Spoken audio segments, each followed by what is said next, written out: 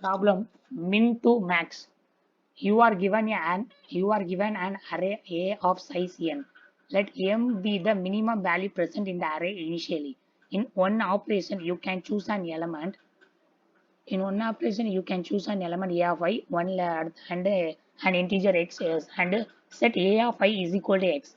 Determine the minimum number of operations required to make a m the maximum value in the array.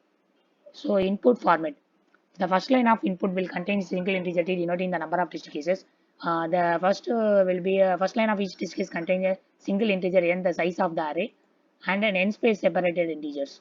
Okay, next output format. For each test case output on a new line, the minimum number of operations required to make m the maximum value in the array. So okay, input will be first will be 3 will be given.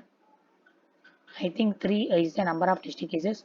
2 is the number of elements in the array. 1, 2.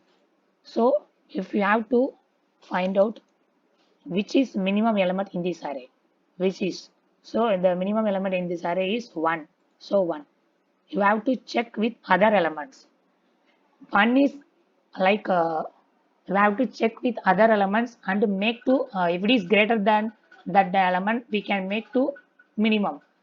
So if you see 1, so 1 is greater than 2. So if you change set 2 equal to 1, so you can see this minimum value in the array is set x is equal to 1, the final array become 1 comma 1. I can explain with another input. So if you take 2, 2, 3, 4, the minimum element in this array 2. So 2 is not greater than 2.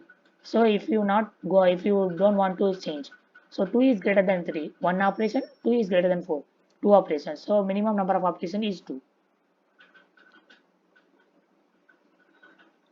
Next, directly given 1. So if you don't want to make any operation, so there will be the count 0. So we can move into the coding part. So if you can see, count will be 0. N is the number of elements. Array will be declared. Number of elements will be pushed back into array, and we can find the minimum element. So this is the inbuilt function in the vector. So min underscore element ar begin comma ar end will be given minimum number of element. So if the minimum number of element will be greater than, we can count and we can print. That's all guys. Thanks for watching. Please subscribe.